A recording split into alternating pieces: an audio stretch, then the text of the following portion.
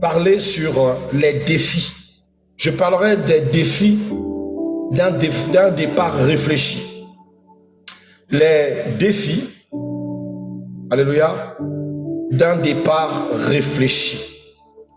C'est le thème que nous allons partager. Permettez-moi de trouver un fond sonore qui me met plus à l'aise. Ce fond sonore ne me plaît pas du tout. I don't know why. Voilà. Les défis d'un départ réfléchi. Qu'est-ce qu'on peut dire? Qu'est-ce que nous allons comprendre par là? J'ai envie de dire que chaque départ ou chaque initiative que vous aurez à prendre ou tout ce que vous voudrez faire dans la vie, il y aura toujours des défis qui viendront s'élever face à celle-ci.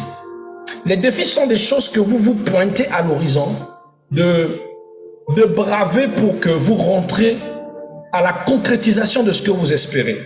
Bien aimé, il y a des gens qui attendent que les choses se passent de façon d'emblée dans une nouvelle année. Pendant qu'il y a d'autres qui se préparent à la grâce et à la bénédiction qu'ils vont recevoir.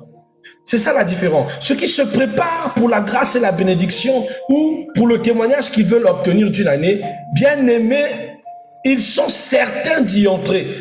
Tandis que ceux qui appliquent ce qu'on appelle la désinvolture, vivent juste dans les déclarations, prient sans agir, prient sans ficeler ce qu'ils veulent voir concrétisé dans une nouvelle année, bien aimés, vont perpétrer des années à tourner en rond. Parce que beaucoup de gens pensent qu'il suffit juste de prier pour entrer en accessibilité. Ce que vous oubliez, c'est la définition même de la foi. La Bible dit, la foi est une ferme assurance dans les choses qu'on espère. Ça ne s'arrête pas là. On dit c'est la matérialisation. Moi j'aime l'autre mot, la concrétisation de celle qu'on ne voit pas. Ça veut dire que ça ne s'arrête pas seulement au fait d'espérer, mais aussi d'agir. Si la foi ne s'arrête que par l'espérance, alors bien aimé, vous allez rester longtemps à espérer des choses que vous n'avez pas du tout ficelées et ça ne va pas marcher. Vous devez savoir que bien aimé, la Bible dit que ce que l'homme aura sémé, c'est ce qu'il va moissonner. Si vous n'avez pas sémé, si vous n'avez pas travaillé le sol, si vous n'avez pas traité le sol, si vous n'avez pas préparé le sol pour qu'il vous donne des récoltes, votre sol ne vous donnera aucune récolte. C'est une chose que vous devez mettre dans votre tête. Je veux que cette année me donne ceci. Mais qu'est-ce que j'ai fait pour obtenir ça? La main de Dieu est sur moi, sa bénédiction est sur moi. Ai-je suffisamment semé? C'est-à-dire, ai-je suffisamment travaillé? J'aime toujours vous rappeler que ici à Prière et Partage, quand je parle de semences, je ne parle pas d'offrande. Je te parle de travail. Je te parle du temps que tu as donné pour pouvoir organiser cette activité, organiser cette année ou l'objectif que tu veux atteindre. Ça ne servira à rien que tu dis que cette année, moi, je veux me marier, tandis que depuis le début de l'année, tu n'as pas commencé à ficeler cette volonté. Tu n'as pas commencé à construire ce projet. La Bible dit dans le livre de Proverbes, j'aime bien, chapitre 16, le verset 3, il dit que recommandez vos projets à l'Éternel et l'Éternel les exaucera, les rendra accomplis. Mais bien aimé, un projet c'est quoi? Un projet c'est quelque chose de soutenu, c'est quelque chose de réfléchi, c'est quelque chose de ficelé, c'est quelque chose de bien organisé. Et je prenais l'exemple le matin pour dire que il y a des projets qui sont refusés quand vous déposez au ministère. Vous avez un bon projet de société et vous avez besoin d'un allouement de fonds. Mais quand ce projet n'est pas bien ficelé, c'est-à-dire il n'est pas réfléchi, ce projet est rejeté. Ou encore, s'il est bien organisé, on peut te dire que ce projet sera validé dans tel temps, patiente. Comme on peut te dire que c'est urgent, tu dois commencer déjà à te positionner pour que le projet commence. C'est-à-dire que tout va dépendre de la volonté de Dieu, mais cela doit être bien réalisé. Vous aspirez, vous avez décidé de faire des choses, vous avez des objectifs, mais qu'est-ce que vous avez décidé pour ces objectifs? Quelles sont les différentes réflexions? Qu'est-ce que vous avez commencé à ficeler tout autour de cette objectivité pour qu'elle soit acceptable? Ça ne servira à rien de dire que cette année je veux travailler, c'est l'année pour moi de travailler lorsque tu n'as pas déposé un dossier quelque part.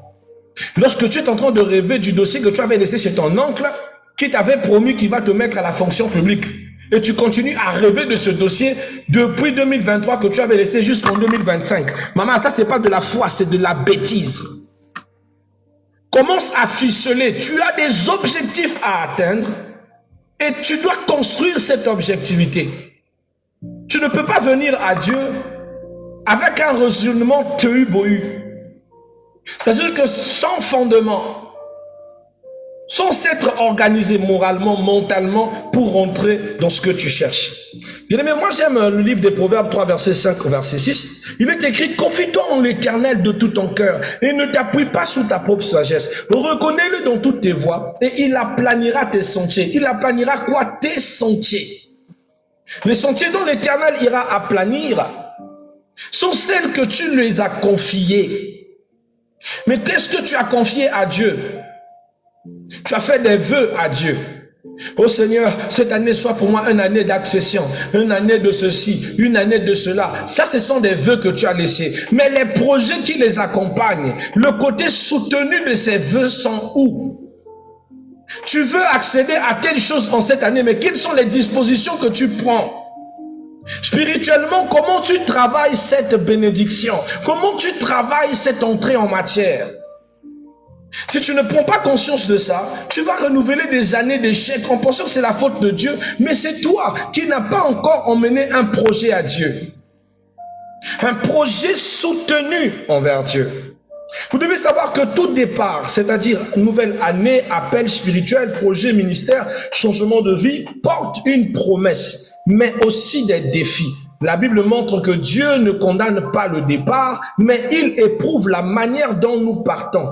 Un départ bien réfléchi est un départ aligné à la volonté de Dieu, préparé dans la prière, la sagesse et l'obéissance. C'est les choses qui doivent être bien faites, bien ficelées. Vous devez savoir, premièrement, que vous avez besoin du défi de la motivation. Vous ne pouvez pas rentrer dans la nouvelle année si vous ne vous préparez pas à vous motiver tout le temps par rapport à vos objectifs. Parce que dites-vous que les projets que vous avez, le diable va vous combattre. Dites-vous que les vœux que vous avez faits devant les gens à l'église, le diable viendra les combattre. Il viendra mettre des bâtons dans les roues pour que vous renonciez à ces vœux. Mais si vous n'avez pas soutenu ces projets, vous n'avez pas ficelé, vous n'êtes pas préparé au défi, au challenge de ces vœux, vous allez renoncer et ne plus les vivre dans l'année. Et beaucoup de personnes, c'est comme ça, tellement que les épreuves vont se lever, ils vont se mettre à renoncer à ce qu'ils veulent voir dans l'année. Oh non, je suis trop bloqué, les choses ne marchent pas, ça ne va pas marcher, je ne comprends pas. Et vous renoncez totalement à votre objectivité. Voilà pourquoi vous devez avoir le défi de la motivation. Pourquoi veux-tu partir? Pourquoi veux-tu entrer dans ce défi? Pourquoi veux-tu rentrer dans ce projet? Vous devez savoir qu'un départ peut être motivé par la peur, c'est-à-dire fuir un problème, par l'orgueil, se prouver quelque chose, par l'impatience ou l'obéissance à Dieu. Si ce n'est que par rapport à ce que j'ai cité, par exemple, que vous décidez d'entrer, par exemple, dans le mariage en cette année, parce que vous avez peur de dépasser l'âge. Souvent, je reçois des sœurs, des frères qui me disent, papa, j'ai déjà 40 ans, j'ai déjà 36 ans, j'ai déjà 32 ans. Papa, si je ne me marie pas, je serai en date de péremption. C'est comme si le mariage avait une date de péremption. C'est-à-dire qu'ils veulent rentrer dans le mariage par peur, par pression sociale. Il y a d'autres personnes qui veulent se prouver quelque chose par orgueil. Papa, on s'est trop moqué de moi, les gens ont trop dit de moi, les gens racontent trop, moi je veux que mon Dieu prouve à ces gens ce qu'il est capable. Je veux prouver que moi aussi je suis mariable. Et les gens font ce genre de projet, ce genre de défi par orgueil. C'est une mauvaise motivation. Et d'autres le font par impatience. Au lieu de patienter son temps, alors il dit non, moi je veux faire les choses, je dois précéder les choses du temps, ça doit aller rapidement afin de faire un certain proving. Et ça, ce n'est pas bien. Vous savez, dans Genèse chapitre 12, verset 1, Abraham ne part pas pour fuir, mais c'est Dieu qui dit à Abraham de se lever et de partir. Et de s'il part, il fera son nom grand. Le principe spirituel, c'est qu'un départ mal motivé produit des regrets. Un départ obéissant produit la bénédiction. quand vous prenez un bon départ, c'est-à-dire que vous prenez une bonne initiative de marche pendant une année et que celle-ci est accompagnée de la volonté de Dieu, surtout de l'obéissance à sa parole, bien aimé, vous n'aurez aucun regret dans les projets que vous avez choisi d'accomplir. Vous n'allez pas renoncer d'avoir commencé ce projet. Vous n'allez pas renoncer d'avoir investi dans ce projet. Vous n'allez pas renoncer d'avoir mis votre foi dans ce projet. Parce que vous savez en qui vous avez mis votre confiance. Et certaines personnes ont du mal à se poser la question de discernement, dans le sens de est-ce que c'est Dieu qui m'envoie ou ce sont mes émotions qui me poussent? Bien que ce soit vos vœux, mais est-ce que c'est Dieu qui te demande d'entrer dans cette objectivité? La deuxième des choses, ce sont le défi du timing, c'est-à-dire le défi du temps. Certaines personnes ont des projets en cette année qu'ils veulent réaliser, par exemple le voyage Campus France ou peut-être le business, et tous veulent créer quelque chose, c'est très bien, entreprendre. Maintenant, le défi majeur, ça sera de savoir, est-ce qu'il faut commencer maintenant ou il faut commencer trop tard? Dans la Bible, le temps est le facteur crucial, c'est ce que vous devez savoir. Dans Ecclésiaste chapitre 3, verset 1, on dit qu'il y a un temps pour toute chose. Ça veut dire qu'il y a un temps où tu prendras le départ, il y a un temps où tu dois attendre le départ. Alléluia. Dans Exode chapitre 12, verset 40, verset 41, Israël sort d'Égypte au jour précis fixé par Dieu. Ce n'était pas la volonté de l'homme d'y aller. Bien aimé, bien que ce soit votre projet, bien que ce soit votre organisation, mais vous devez savoir que certaines choses ne commenceront que lorsque Dieu aurait donné le départ. Le matin, je disais ceci. Dans la course quadripédie, bien que les coureurs sont positionnés sur la piste, tant que le claquoir n'a pas du tout retenti, personne ne court. Il y aura trois mouvements que les coureurs vont observer dans la course quadripédie. La première, c'est la position de départ. Et on va lui dire à vos marques, ils sont dans leur position. Quand on leur dit prêt, ils prennent l'élan. Tant qu'on n'a pas dit prêt, aucun coureur ne prendra l'élan, c'est-à-dire de relever le dos. Ils attendent qu'on leur dise partez pour que enfin la course commence. Apprenez à attendre l'heure où le claquoir va sonner. Apprenez à prendre l'élan quand Dieu vous dit sois prêt. Apprenez à vous positionner pour être sûr que vous ne raterez pas le départ. Voilà pourquoi les trois étapes là ne doivent pas manquer, pour que vous ne manquez pas le temps. Se positionner, prendre de l'élan selon le temps de Dieu et partir lorsque Dieu vous l'ordonne. Quand c'est le temps où Dieu te dit commence l'activité, bien aimé, tu vas prospérer. Quand c'est le temps où Dieu te dit c'est bon, tu dois quitter la maison parentale, bien aimé, tu seras sous la grâce de Dieu. Quand c'est le temps où Dieu te dit fais quelque chose, tu ne seras pas déçu. Mais si c'est le temps où toi-même tu anticipes les choses, bien aimé, tu vas pleurer. Tu vas investir en perte. Tu vas miser dans ce qui ne va pas marcher. Et tu vas te dire pourquoi, or que bien aimé, tu n'as pas eu la notion des timings, le défi du timing. Partir avant le temps, bien aimé, c'est s'exposer à être sans protection. Partir après le temps, c'est marquer une saison de Dieu. Un départ réfléchi attend le fait vert divin. Un départ bien réfléchi attendra toujours le top de l'Éternel. Que l'Éternel te dise, c'est bon, c'est le temps. La troisième défi que vous devez savoir sur le départ, c'est le défi de la préparation intérieure. Tout le monde veut commencer des choses, mais pas se préparer. Tout le monde veut commencer une activité, mais pas étudier l'activité avant de commencer. Vous voyez quelqu'un commencer un business, il est allé acheter des habits, des prêt-à-porter, peut-être des solas, mais ne connaît rien dans la vente des solas. Tout ce qu'elle sait, c'est qu'elle a appris qu'on peut acheter un ballon, ouvrir, étaler, mettre chacun son prix, etc., etc. Mais ce qu'il ne sait pas, c'est comment est-ce que cela se passe. C'est-à-dire, elle n'a pas étudié le marché des prêt-à-porter. Et quel est le temps pour lequel elle doit écouler la marchandise? On a plein d'entrepreneurs ici qui échouent parce qu'ils ne savent pas que la force de l'entrepreneuriat, c'est le temps. La force pour avoir un bon bénéfice, c'est le timing selon lequel tu écoules ta marchandise. Ils n'ont pas appris qu'on ne mange pas le bénéfice de ta première activité tant qu'elle n'a pas maximisé une autre activité après 2 ans. Beaucoup n'apprennent pas l'entrepreneuriat, mais veulent être des entrepreneurs, échouent et disent que c'est Dieu qui les a fait échouer, tandis qu'ils ne prennent pas le temps de se préparer pour ce qu'ils veulent faire. Vous verrez des personnes acheter des sacoches qu'elles-mêmes elle va utiliser. Vous verrez des personnes qui vont acheter des lotions qu'elle-même elle va mettre. Et même d'autres acheter des habits qu'elle va partager. Qu'elle ne va pas tout vendre. Je ne sais pas par quel miracle elle pense qu'elle peut récupérer le capital. Et c'est comme ça que le capital meurt, le bénéfice se meurt, parce que la personne ne s'est pas préparée au commerce qu'elle veut faire. Elle ne sait rien de ce qu'elle fait. Elle se dit seulement que non, je vais acheter des chaussures tendance. Je vais acheter des habits selon la tendance. La tendance n'est pas le seul relief qui doit accompagner l'entrepreneur. L'entrepreneur étudie le marché et étudie bien ce qu'il doit prendre. Vous devez vous préparer intérieurement pour le projet que vous devez faire. Vous avez le projet de vous marier, mais c'est vous qui n'êtes pas préparé. Le mariage, ce n'est pas seulement acheter les choses pour la cérémonie. C'est un travail intérieur. Si vous n'êtes pas prêt, vous n'allez pas faire long feu. Si vous n'êtes pas prêt, vous n'allez pas faire long feu, vous allez sortir. Vous êtes fatigué, vous allez vous épuiser. Surtout que vous devez savoir que la personne avec laquelle vous attachez votre vie, ce n'est pas vous. Vous ne vous attachez pas à vous-même.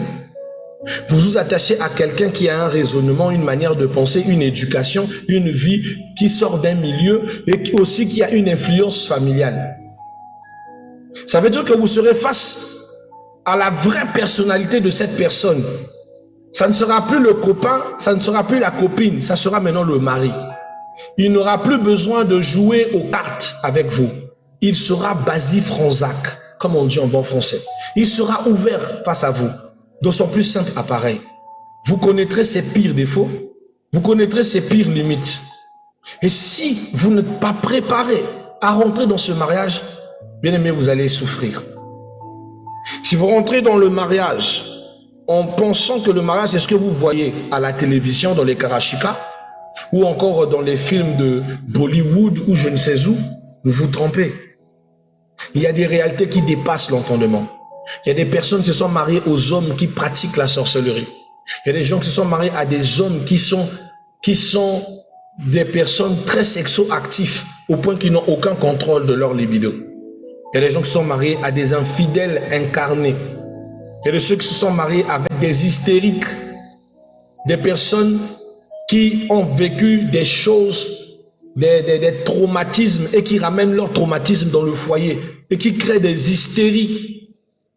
Mais vous avez le devoir de vivre avec ces personnes, de les aimer, de les porter. Une manière de vous dire, bien aimé, vous devez vous préparer. Parce que vous voulez d'une chose, mais vous ne vous préparez pas pour cette chose. Si vous ne vous préparez pas suffisamment, cette chose vous fera très mal. Dieu ne prépare pas seulement le chemin, il prépare aussi l'homme. Pourquoi toi tu ne dois pas te préparer? Deutéronome chapitre 8 verset 2 dit, Dieu conduit Israël dans le désert pour éprouver leur cœur. Il les a emmenés dans le désert pour les préparer, pour préparer leur cœur aux choses à venir. Avant de changer de lieu, Dieu veut d'abord changer le caractère d'Israël, la mentalité d'Israël, la foi d'Israël, la discipline spirituelle d'Israël. Voilà pourquoi tu demandes à Dieu des choses, mais au lieu qu'il te le donne, il te donne les épreuves. Tu demandes à Dieu de te bénir, au lieu qu'il te bénisse, il te donne une épreuve. L'épreuve là viendra changer ton caractère, il viendra changer ta mentalité, il viendra changer, augmenter ta foi, il viendra aussi créer la discipline. L'épreuve viendra te donner la taille, la forme, la structure pour que tu rentres dans ta promesse. Tu ne vas pas y échapper. Tu comprends, mon bien-aimé? Mais pourtant, tu as demandé, Seigneur, pourquoi j'ai prié et tu me donnes l'épreuve? Parce que l'épreuve va te tailler sur mesure. Quand tu demandes le mariage, la grande discipline, c'est l'attente. Et l'une des plus grandes disciplines du mariage, c'est de t'envoyer des gens bizarres. Des personnes qui vont te dire, moi je veux de vous, je veux des escrocs, de mauvaises personnes, des gens qui viendront pour escroquer ton corps, pour escroquer ton temps. Et Dieu t'observe. Chaque erreur que tu commets est un trait de caractère que tu apprends de la vie. Chaque ngoumen que tu vas rencontrer parce que tu as commis la maladresse de ne pas réfléchir selon la voie de l'Éternel va t'éduquer. Quand tu tomberas sur la bonne personne, tu auras la maturité de gérer ce foyer. Tu auras la maturité de gérer ce qu'il représente, de porter la vision que cette personne est. Tu comprends? Dieu sait éprouver les gens.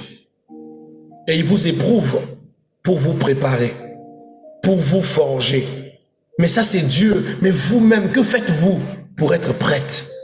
Parce que s'il vous éprouve, c'est parce que vous n'êtes pas prête. Vous voulez de quelque chose qui dépasse votre dimension. Vous avez l'âge de 29 ans, de 32 ans, 34 ans, l'âge du mariage. Mais vous n'avez pas l'esprit et la maturité du mariage. Alors, il doit vous mettre à l'épreuve pour casser le petit enfant qui est en vous jusqu'à ce que vous grandissez. Sinon, vous allez aller faire du mal à la tête, à la femme d'autrui, au mari d'autrui, parce que vous êtes immature.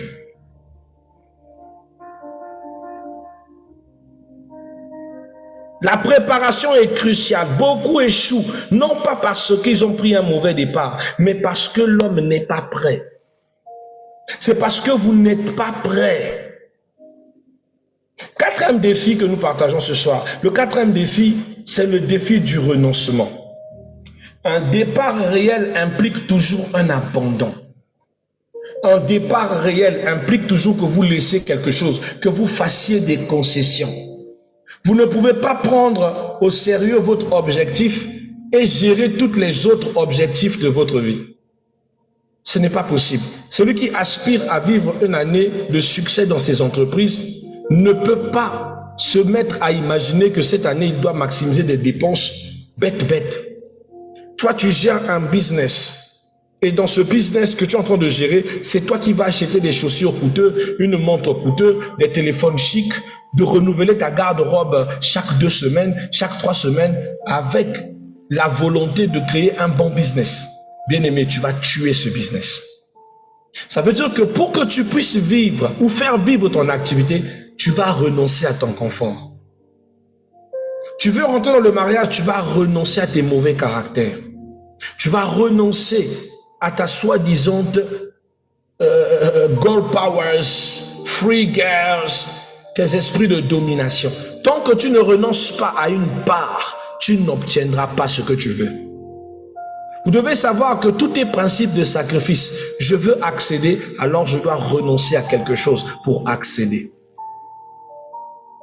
L'objectivité réclame la concentration et la concentration réclame à ce que certaines choses soient mises de côté pour se focaliser que sur une seule. L'homme ne peut pas servir 2 maîtres, dit la parole. Il va aimer l'un et il va haïr l'autre. Mais ton problème à toi, c'est que tu veux tout en même temps. Et tu penses que tu as l'omniscience de tout gérer. C'est impossible. C'est impossible. Dans Luc chapitre 9, 62, la Bible dit, celui qui met la main à la charrue et après regarde en arrière n'est pas propre au royaume des cieux. Une manière de dire que, bien aimé, si vous avez déjà commencé de faire quelque chose, restez concentré sur ce que vous êtes en train de faire. Allez avec elle jusqu'au bout. Ne regardez pas en arrière parce que vous allez trouver malheur sur votre chemin. Sinon, vous n'êtes pas digne d'être un enfant de Dieu. Peux-tu compter le nombre de projets que tu n'as pas achevés dans une année? Tu as commencé un business que tu as laissé. Tu as commencé un business de vente, tu as abandonné. Tu as commencé je ne sais pas quoi, des ristournes que tu as laissé. C'est-à-dire que tout chez toi est inachevé. C'est pas que ça t'a laissé, non, c'est toi toujours qui laisse. C'est toi qui refuses les relations. Tu es celui qui plaque les hommes, tu es celui qui plaque les femmes. Tu ne te donnes pas le temps nécessaire de t'éprouver, d'apprendre de cette relation. Au moins, dès que je commence à voir des bêtises, je coupe. Parce que tu penses que tu vas rencontrer ou tu vas te marier avec un homme parfait, avec une femme parfaite. La perfection n'existe pas. Il y aura toujours des failles. Voilà pourquoi tu dois apprendre à renoncer à quelque chose et de rester concentré sur l'objectif que tu veux accomplir. C'est ainsi que tu emporteras le témoignage. Retiens bien ce que je suis en train de te dire. Alléluia. Car un départ bien réfléchi te poussera à renoncer à certaines relations. Ça va te pousser à quitter certaines habitudes. Ça va te pousser à abandonner certaines sécurités. À abandonner certaines sécurités. C'est difficile, hein? Bien aimé, la chose la plus dure que j'ai vécue de toute ma vie, c'est d'être pasteur et de chercher une femme selon mon standard. C'est très dur. Il y a trop d'hypocrisie. Nous avons des sœurs qui font semblant de beaucoup prier, de monter à la montagne, d'être des femmes de prière, soit disant qu'elle aspire à épouser un pasteur. Prenez cette sœur-là, mettez dans la maison. Vous allez comprendre qu'elle est 100 fois plus païenne que celle qui prie moins. Quand on sait qu'on a des standards difficiles, bien aimé, on doit apprendre souvent à abandonner certaines sécurités, à abandonner certaines attitudes.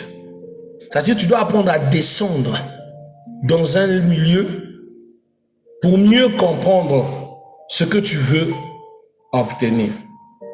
Mais si tu restes au haut de ton échelle, bien aimé, tu échoueras nettement. On va avancer because of times. Le cinquième défi, c'est le défi de l'opposition. Vous devez savoir que tout départ voulu par Dieu va attirer des résistances. Parce que les gens pensent souvent que si c'est Dieu qui a béni la chose, c'est qu'il n'y aura pas de combat. C'est faux. C'est faux. Les gens pensent que si ce mariage est un mariage divin, c'est que vous n'aurez jamais des histoires avec votre mari. C'est faux. Les gens pensent que si c'est la volonté de Dieu, alors il n'y aura jamais des choses, des paroles blessantes dans votre couple. C'est faux. Ou encore que vous n'aurez jamais des compromis, des situations dans votre maison ou dans votre activité. Bien-aimé, écoute ceci. Écoute, je vais te le dire. Écoute. Dans Néhémie chapitre 4, verset 4, dès que Néhémie a commencé à rebâtir les murs de Jérusalem, la Bible dit que les Tobija et les Sanballat se levèrent pour faire opposition. Les Tobija et les Sanballat se levèrent pour faire opposition. Donc retiens que tout départ voulu par Dieu va attirer la résistance, va attirer des critiques, parfois même des combats spirituels. C'est tout à fait normal. Ce sont même des signes que tu es en train de prendre un départ que Dieu a permis et a occasionné. L'opposition n'est pas toujours un signe d'erreur, mais souvent un signe de progression. À chaque fois que tu avances et que tu vois l'obstacle, bien-aimé, tu es sur le bon chemin. Satan ne met pas des barricades là où c'est un bon chemin. Satan ne met que des barricades là où c'est le chemin de ta bénédiction. Mais ton problème, c'est que tu n'as pas le discernement. Ça, tu vas penser que non, c'est Dieu qui veut t'empêcher d'aller vers l'autre côté. Quel Dieu?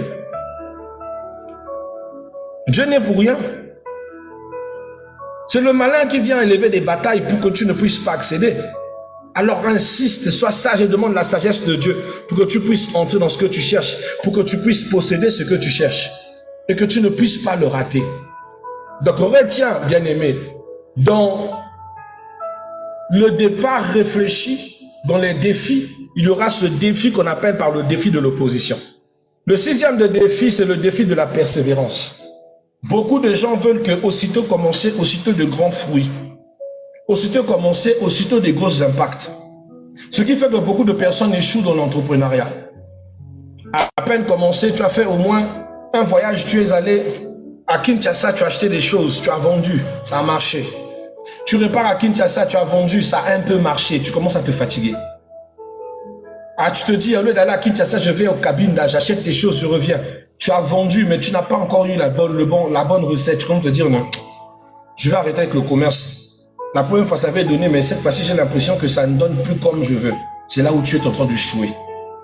Parce qu'un bon commerce, bien aimé, connaîtra des hauts comme des bas. Tu ne seras pas toujours gagnante. Tu auras des moments où tu vas perdre, mais des fois, tu vas perdre pour mieux gagner. Quand tu connais la discipline de ce que tu es en train de faire, bien aimé, il y aura un moment où tu vas faire des ventes extravagantes, que tu vas faire des bénéfices colossaux. Et ces choses, moi j'aime les Ouest Africains, ils apprennent ça déjà à leurs enfants. Ils savent qu'il y a un moment où il y a le dumping, il y a des moments où il y a le duping. Je vous en prie, apprenez à être persévérant quand vous faites vos activités. De la même manière que vous êtes patient lorsque Dieu vous donne un bébé. L'enfant qui naît à une journée n'a pas l'intelligence d'un enfant de 11 ans. Mais vous êtes patient jusqu'à ce que même il attend ces 3 mois. Que même il ait les 1 année pour commencer à comprendre. Nathan, assieds-toi. Nathan, va là-bas. Nathan, va ceci. Mais vos activités, vous voulez que ça devienne clair et compréhensible en 1 mois, en 3 mois d'activité. Vous êtes sérieux? Ça a quel âge votre activité pour que ça atteigne la maturité? Pour que vous traitez votre activité comme si elle avait déjà atteint un certain niveau. Donnez du temps au temps à ce que vous faites. Donnez du temps à votre relation. Donnez du temps à votre mari, à votre couple. Donnez du temps au temps pour que vous arriviez à avoir de bons résultats. Donnez du temps. Le temps éprouve tout. Le temps fait tout grandir. Donnez du temps. Alléluia. Beaucoup commencent bien, mais peu terminent bien. Galates chapitre 6, verset 9 dit, ne vous laissez pas faire par le bien. Ne vous lassez pas plutôt de faire le bien. Hébreux chapitre 12, verset 1 dit, courons avec persévérance. Un départ réfléchi prévoit le temps difficile, il prévoit les moments de doute, il prévoit les lenteurs du processus. Mais Dieu bénit la fidélité par là et non la précipitation. Plus vous restez fidèle, plus la fidélité dans ce que vous faites va encore vous amortir. Donc pendant que tu es en train de procrastiner, est-ce que je dois encore repartir là-bas? Ah non. Il y a même de ceux qui ont même tué leur business. Ah, ça ne sert à rien. Je vais là-bas, je voyage, je paye tout, je viens. Quand je viens vendre, je ne gagne pas comme je suis censé gagner. Maman, si c'est le chemin que Dieu t'a donné, répare encore en voyage, fais encore des commandes, viens encore vendre. Va, fais. Un jour ça va payer, un jour ça va payer, un jour ça va payer, un jour ça va payer, un jour ça va payer. Rome ne s'est pas construit en un jour pour que toi tu veuilles que automatiquement dès que tu commences, c'est 100% de bénéfice. Rome ne s'est pas créé en un jour pour que tu penses que automatiquement tout doit aller pour le mieux. Rome ne s'est pas créé en un jour en pensant que si par exemple monsieur a commis une erreur, c'est la fin du couple. Que madame a commis une bêtise, c'est la fin du mariage. Soyez patients l'un vers l'autre. Vous êtes des humains. Vous ferez des erreurs, vous ferez des débordements, vous ferez des chutes. Les choses vont ralentir, les choses vont se développer. Tant soit peu, retenez que Dieu bénit la fidélité. Si vous n'avez pas cette façon de voir les choses, bien aimé, vous allez vivre une année merdique. Et vous aurez l'impression que vous avez reculé de 10 pas. La conclusion spirituelle, c'est qu'un départ bien réfléchi n'est pas rapide. Tout ce qui implore la réflexion prend le temps dans son exécution. Je reprends. Tout ce qui implique la réflexion prend son temps dans l'exécution. L'homme réfléchi agit prudemment, mais l'homme insensé va vite. Donc retenez qu'un départ bien réfléchi n'est pas rapide. Un départ réfléchi n'est pas émotionnel. Un départ réfléchi n'est pas impulsif. Vous allez détruire des choses, des vies, des relations par votre impulsivité. Parce que vous pensez toujours avoir raison, que ce que vous voyez, c'est ce que vous croyez. Vous allez anéantir des choses que vous avez bâties par l'impulsivité. Et faire à ce que vous anéantissez tout votre rêve. Ne soyez pas impulsif, ne soyez pas émotionnel. Alléluia. Mais vous devez savoir qu'un bon départ réfléchi, il est prière. Il est discerné, il est préparé et il est confirmé par la parole de Dieu. C'est ce que vous devez garder en vous. J'avais dit ça le matin et je ne fais que répéter ce que j'avais partagé le matin sur certains points. Parole du Seigneur, on va s'arrêter là, because of times. Il est déjà minuit 30. Merci à toi de m'avoir écouté, bien-aimé. Nous allons partager suffisamment. C'est le début de l'année. Ne soyez pas étonnés de ce type de thème. Parce qu'il faut vous préparer pour rester objectif, pour aller au but que vous devez atteindre. Alors je vais toujours avoir des petites prédications comme ça pour recentrer, pour vous recadrer, pour vous donner les petites clés motrices de cette année. Surtout que, bien aimé, nous sommes dans une année que l'Éternel a déclaré que c'est une année sombre. C'est une année de la sorcellerie. Vous devez faire attention. Si vous gardez le bon disciple-là, vous serez la tête et non la queue. L'Éternel nous a rappelé que si nous gardons la bonne marche, nous serons les Daniel, nous serons les Shadrach, les Meshach, les Abednego dans cette saison. Bien que la domination de Nabuchodonosor était là, bien aimé, c'était les intendants du roi. Je parle à un intendant, à un futur intendant du roi. Obéis aux réformes, reçois les instructions, et tu seras la tête et non la queue, tu ne perdras pas. D'accord? Alors, bien des choses à vous. On va